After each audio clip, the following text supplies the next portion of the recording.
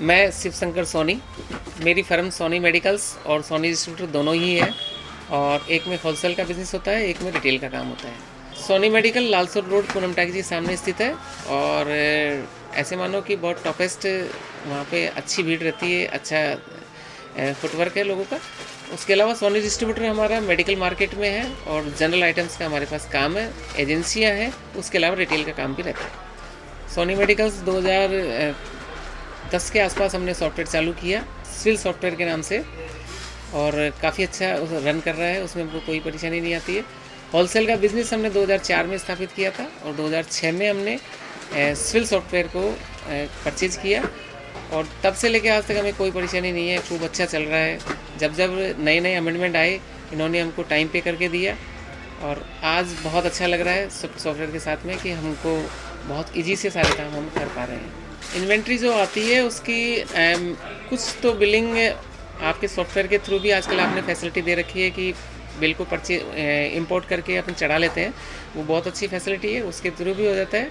बाकी हम इन्वेंट्री कर लेते हैं देख के, तो इजी है, ऐसा कोई प्रोसेस में कोई ज़्यादा कठिनाई आती नहीं है हमको। डेली जो सेल होती है उसमें चेक लिस्ट के द्वारा हम उसको मैनेज कर लेते हैं, उसकी एक फ़ाइल बना के रखते हैं।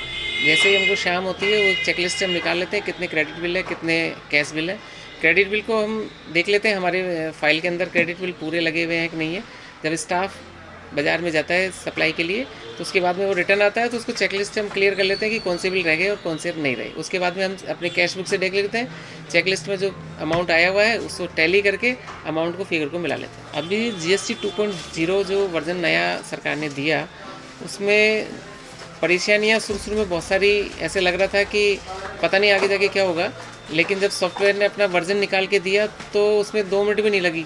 वहाँ से कंपनी वालों ने उसको इंस्टॉल किया, इंस्टॉल करने के बाद में छोटी सी एक ट्रेनिंग दी उन्होंने कि इस तरीके से आप कर लो, और मुश्किल से हमने सुबह 10 बजे हमने हमारा काम चालू कर दिया था, इसलिए हमें कोई परेशानी नहीं आई। हम लोग मंथली रेगुलर फर्म में हैं, और रेगुलर फर्म में टर्नओवर के हिसाब से सारा सिस्टम होता है। उसमें GST R1 और GST R3B दोनों आसानी से निकल जाती है। यहाँ तक कि वो एरर भी बता देता है कि आपको कहाँ एरर करनी है, कहाँ एरर को आपको सही करना है, और उसमें हम सुधार करके उसको वापस रीजनरेट करके और संबंधित व्यक्ति को भेज देते हैं। सॉफ्टवेयर में अगर कोई इशू आता, वैसे तो बहुत कम है ऐसे चांसेस आने के, लेकिन कभी आता है तो हम उसका टिकट जनरेट कर देते हैं, और टिकट जनरेट के 1 घंटे के भीतर हमारा सॉल्यूशन निश्चित रूप से हो जाता है।